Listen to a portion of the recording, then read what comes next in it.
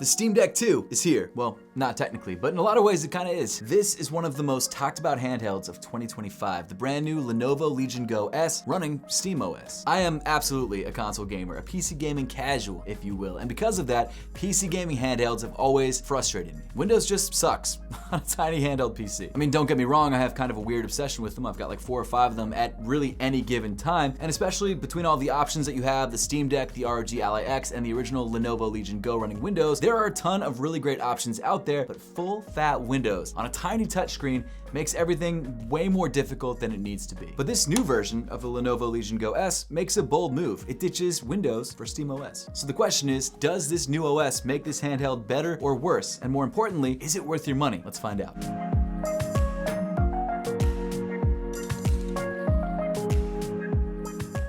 A few months ago, I reviewed the Windows version of the Lenovo Legion Go S. It was a handheld that I really wanted to like, but it was really difficult to justify the price. But that's why this new version is so much more exciting to me. It's not only cheaper, but it also runs an OS specifically designed for handhelds. And sure, Microsoft is apparently working on a handheld version of Windows for handheld gaming consoles, which I'm really excited to see. But for right now, you got this or you got Windows. But diving into what you get inside the box, Lenovo keeps things minimal, but premium. You get the Lenovo Legion Go S itself, a 65-watt USB-C fast charger, some paperwork, and a foldable cardboard stand, which I'm not really planning to use, but it's nice that they give you the option to use it. They really don't give you anything more than what you need. Sure, I'd like to get some sort of case for this like you get with the Steam Deck OLED, but it's fine. But now let's talk about the design. The SteamOS version of the Lenovo Legion Go S ditches the white plastic case for this really interesting and almost iridescent purple. Now, as much as I like the look of the white, I think that white was incredibly clean. I prefer the darker color as it should really mask scuffs and dents and dings and dangs and all sorts of things that can happen to your handheld console because it's in your hands all day and there's a chance that you could drop it. Also, hands can be gross, especially gaming hands.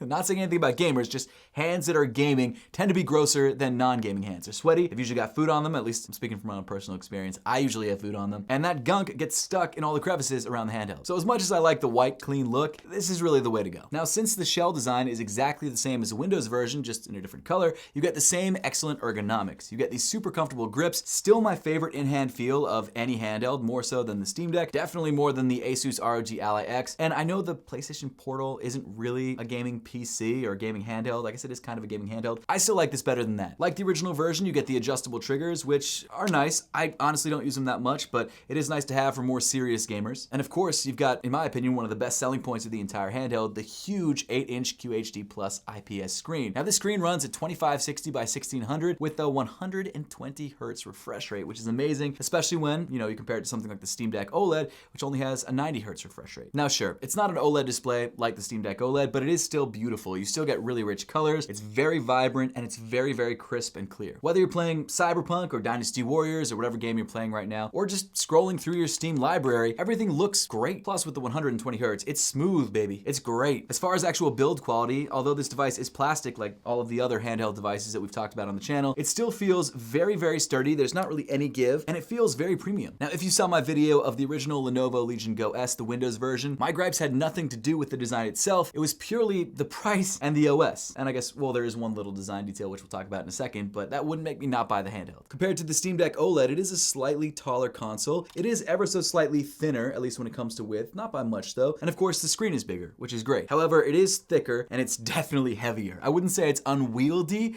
but it's a significantly heavier device.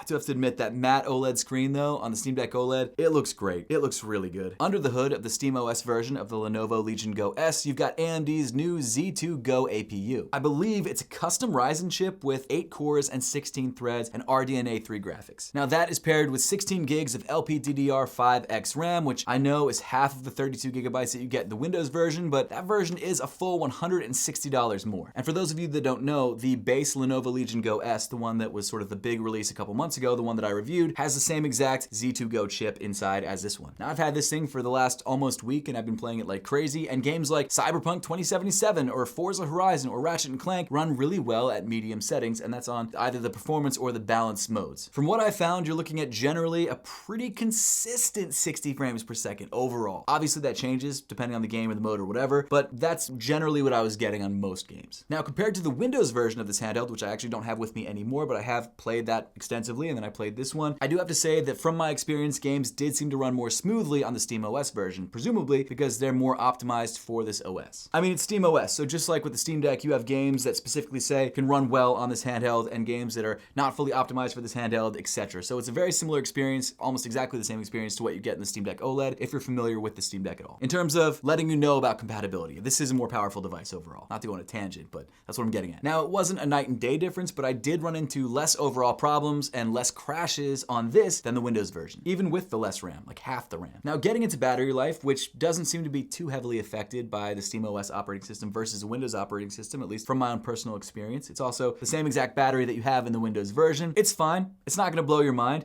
On balance mode with like 50-ish% brightness or 75% brightness, I sort of toggle between the two, I got around 2 hours worth of gameplay in Forza Horizon. And on performance mode, obviously I got less, closer to like an hour and a half. A huge plus of the Lenovo Legion Go S in general though is that you do get that 65-watt fast charger, which charges up the device in about an hour. It's impressive. Now, something kind of interesting that I experienced with this device, and I don't remember if this was the case on the original Lenovo Legion Go S Windows version, although I would assume that it is, fans did ramp up quite often, and they're pretty loud. Now, you might have heard it throughout me filming this video because they've been kind of ramping on and off. I'm not a PC guy, as you guys know, so my knowledge is definitely lacking in this department, but I will say that it was odd that fans would ramp up to full power when I was just downloading games. And also very quickly when I was loading up games or playing games, even in the menu. So please, let me know in the comments down below if you know why that is. Do I need to update it again? Although I did update it as many times as an update was available. Is that normal? Is that the experience that you guys are getting on other handhelds? Which I haven't experienced too much on many of the other handhelds, but I guess it does happen from time to time. Or am I just running this thing at suboptimal settings? I don't know. I've gone through all the settings that I can. I've tried to find ways to adjust it, but I can't. Like, I don't see, it's ramping up right now. I'm just scrolling through the menu. That's it. Just scrolling through the menu. I'm sure this is something that can be adjusted with an update, and there probably is a way to customize it. I'm like, I can't find it though. But either way, it's annoying and I don't know why it is. So please let me know if you have any fixes or solutions, or tell me if I'm doing something wrong in the comment section down below. But now let's talk about SteamOS itself. And this is where things get really interesting. Like the Steam Deck, because it's basically the same exact experience, you boot right into big picture mode. It's clean, it's console-like, and it's built specifically for controller-first gaming. There's no messing around with mouse cursors, although you can connect a mouse and keyboard if you want. It's of course a touchscreen, which is great. It's very touchscreen friendly, which I love. And there's no weird resolution issues, which is a huge thing. Just games, right from the jump, all that run relatively smoothly. And it's awesome. It's just like a Steam Deck, because I guess in a lot of ways it basically is. I mean, for those of you that don't know, this is the first handheld not made by Valve that runs SteamOS natively, which is really cool. Compared to the Windows version, this experience overall is just better. Windows is powerful, sure, but it's clunky. And on a small touchscreen like this, you're swiping around a desktop OS on a device meant for gaming. With SteamOS, everything just works right out of the box. Like, I literally booted this up, downloaded games, and I was playing. To be fair, there were some updates I needed to do, but you know, in some cases, you might not have to do that. So I think you could probably just boot this up and play games without updating, but I'm kind of an updating nerd, so there you go. Now sure, there are some downsides to SteamOS. Even though it's a great overall experience, there are some cons, I guess you could say. And the main one is that it's not as compatible as Windows. It can't run anti-cheat software required for games like Fortnite or Madden, which for me is a huge bummer because Madden is my go-to. So because of that, I always carry around an Asus ROG Ally X, or in some cases a PlayStation Portal. Is that optimal to have two different handhelds wherever I go? No, it's stupid, but I do it. I mean, I've had this in a Steam Deck for like the last 2 years and I play both of them, so maybe I'm stupid, I don't know. You really don't need more than one, guys. Like, you really don't. But OS aside, of course, you're viewing it on this beautiful 120 Hz 8-inch display that looks amazing. We've already sort of talked about that, but I do want to talk about the controls now. And generally, they're great. Of course, you've got Hall effect joysticks, which are amazing. They won't drift over time, and they're very precise and feel great. Triggers also feel great, and again, you can adjust the trigger travel on the back of the device with this switch. You can actually adjust them separately, so one travels really far and the other one doesn't, which is interesting. I don't know why you do that, but you could. Of course, the reason that you would do that, for people who don't know, is that for games like racing games or games that you want more travel for, you know, more acceleration, so you can have more adjustability over the acceleration or braking. You want a bit more of that travel distance, whereas for shooting games where you want more of a hair trigger, you can adjust it. Not much travel at all. Bop, bop, bop, bop. Shoot it like that. I hope that was a good enough description. The D-pad is fine. It's crisp enough. It does feel, in some cases, a bit more mushy than I would like, but I don't really play fighting games, so it doesn't bother me that much. In fact, I don't even use the D-pad that much. It's not like overly mushy. It is pretty clicky, but it's not as clicky as I know some people like it. Oh, there goes the fan again. Haven't started up a game. I'm just in the Steam store. Seriously, let me know in the comments what I'm doing wrong. I'd love to know. On the back, you've got these two customizable paddles that actually are placed really well, so they sit right underneath your middle finger. Now, I will say I was worried that they were gonna be clicked by accident whenever I'm playing, but they are stiff enough that you really have to be intentional about pressing them. There's like no accidental clicks, at least not that I've had. And even if they were, like if you don't have them customized to do anything, they won't do anything, so it's not a huge deal. There's even a built-in trackpad, but good luck using that. It is really the one feature on the device that I don't like. It's tiny, it's honestly barely usable, and when compared to the dual trackpads of the Steam Deck, it pales in comparison. I never use it. I almost wish they didn't include it because it's such a useless thing. I bet they could have dropped the price like a couple bucks by just removing that. It sucks. It's slightly bigger than like one of those control nubs that you get in the middle of your IBM computer, which actually allows you to adjust the speed at which the cursor moves by pressing harder or reducing the pressure on the nub. But with this, like, you can't even go all the way across the screen, at least not in the Windows version, with one swipe. You have to like swipe a bunch. Now, I love RTS games. I love Age of Empires. I play Age of Empires 2 a bunch, or I have played it a bunch on my Steam Deck, and that game pretty much requires you to use the touchpads. And on the Steam Deck, I mean, look at them. They're huge. They're clicky. They vibrate when you use them. They're awesome. Look at this. You hear that click?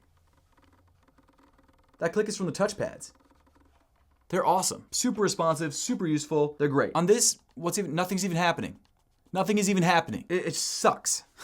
It sucks. I usually would be like, you know what? I'm happy that they included it. But in this case, like, I wish that they didn't. It's frustrating that there is an option for a touchpad there, but it's such a useless thing. I really, in any situation where I need to have a touchpad, I would connect a mouse or a keyboard or both, or even a touchpad, because this is just, I mean, you got a touch screen. Use a touch screen if you really need to use this tiny touchpad. Come on. Yes, I'm getting a bit overly frustrated, or at least it seems like I am. But the reason I am is because everything else about this device is awesome. All of the problems that I had with the Windows version were OS based. I love the way this feels in the hand, but that touchpad, it's just like, it's like a mark on a beautiful thing. Now, I know I already sort of went over the vibration on the Steam Deck, but that is a pretty big noticeable difference between the Steam Deck OLED and the Lenovo Legion Go S. It's significantly better on the Steam Deck. It's closer to like the Nintendo Switch on the Steam Deck, where things kind of are reactively vibrational. Is that the right way to say it? I don't know. The vibration's better on the Steam Deck OLED, and on the Lenovo Legion Go S, it's very standard. It's like your standard vibration motor. It's not super strong. It's kind of like when you're shooting at something, it vibrates. When you're driving, it vibrates. But it doesn't give you that extra gaming experience that the Steam Deck OLED does. Now, to be fair, I didn't even really care about the vibration until I tried the Steam Deck OLED again, and I was like, wow, that's so much better. So if you don't have a Steam Deck OLED, or have never had one, or have never had a Switch, you're not gonna care, but I will say, side by side, yeah, it's not as good. Now, when it comes to onboard storage, you really have only one option for this base model, which is 512 gigabytes, which is fine, I guess. I have already completely run out of it with how many games do I have installed. I have 7 games installed. Now, granted, a couple of them are huge, like Cyberpunk, Forza Horizon, or Jedi Survivor, Ratchet & Clank, Dynasty Warriors. So I've got like 5 huge games, and then 2 pretty small games, like Age of Empires 2, which I think is maybe 4 gigabytes, Backyard Baseball, which is like 200 megabytes. So you're gonna run out of space pretty quickly. The good news is, on the bottom of the device, you do have a space for a micro SD card if you want to upgrade your storage. Or if you're more techie, you can upgrade the SSD inside the console itself, but that really means that you're gonna have to be a bit more of a techie person than I am. So do that if you want. But again, if you're like me, 512 gigabytes, grab a micro SD card if you want. So at this point, let's talk numbers, because that's one of the most important things when determining the value of something. The SteamOS version of the Legion Go S starts at $599. The Windows version, well, now that's $759.99. It used to be $729, but they both got a price jump due to tariffs. In fact, when this was first announced, I believe it was announced at $549, and then they bumped it up to $599. The Windows version, again, was $729, so it didn't get as big of a price jump, but it did get a price jump. At these new current prices, that is a $160 difference. Of course, if you want to grab either of these, you can check them out through the YouTube shopping tab on your screen, but that's neither here nor there. Now, again, for the extra $160, you are getting double the RAM, 32 gigs instead of 16 gigs, and you also get a terabyte of internal storage versus the 512. But generally, from my own personal experience, the games that I played on both, they ran smoother on the SteamOS version. Obviously, because it was SteamOS and they were optimized. And again, it was just a so much smoother out-of-the-box experience. I logged into my Steam, I downloaded games, I did update, but I was good to go after that. I didn't have to log into Windows Hello or whatever it is. I hate it.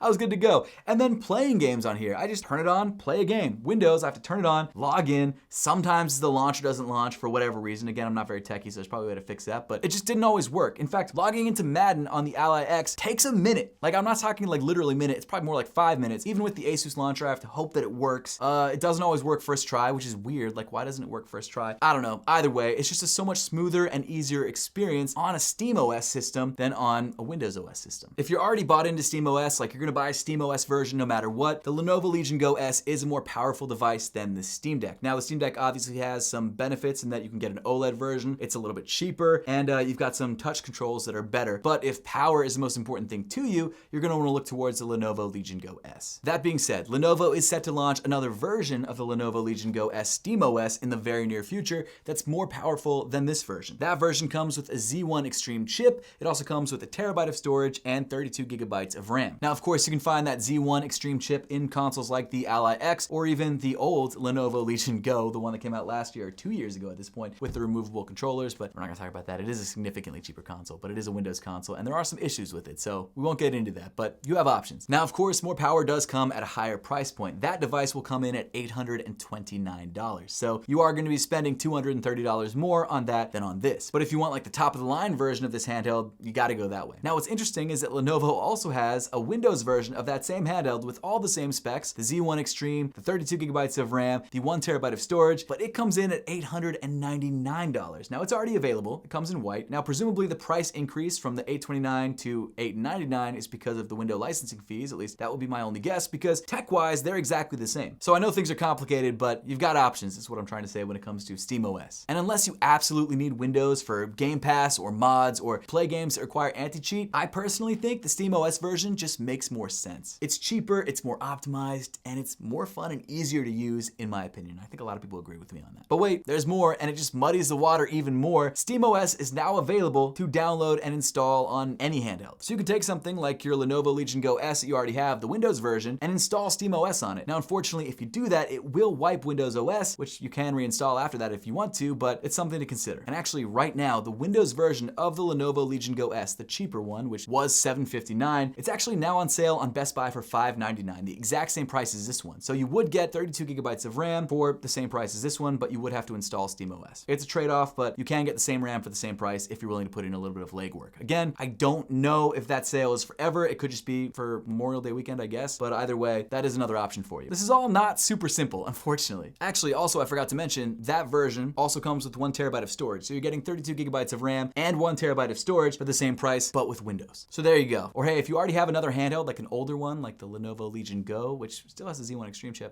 you can download and install SteamOS on that, and there you go. So the waters are incredibly muddy when it comes to value. But again, if your main goal is a great out-of-the-box experience, you don't want to have to deal with anything weird or install anything or deal with any problems, then buy the SteamOS version straight up. If you want the top-of-the-line specs, you can also buy the SteamOS version with the Z1 Extreme chip, and it's cheaper than the Windows version. So I guess in the situation where you want the most power and you don't already have a handheld, then get the Z1 Extreme version because it's like $70 cheaper than the Windows version. I feel like the entire review was very clear. I had it all scripted. I even had the end scripted, but saying it out loud, like, it's not simple.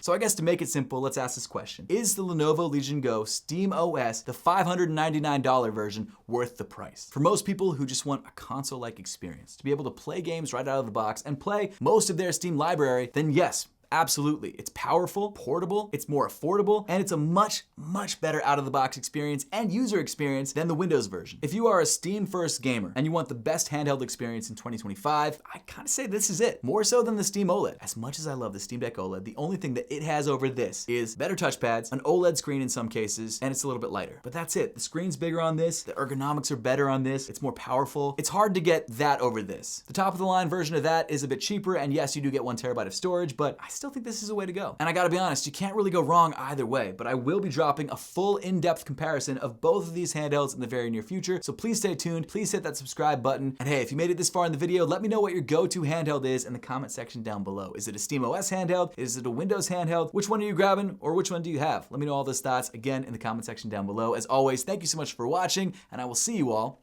in the next one.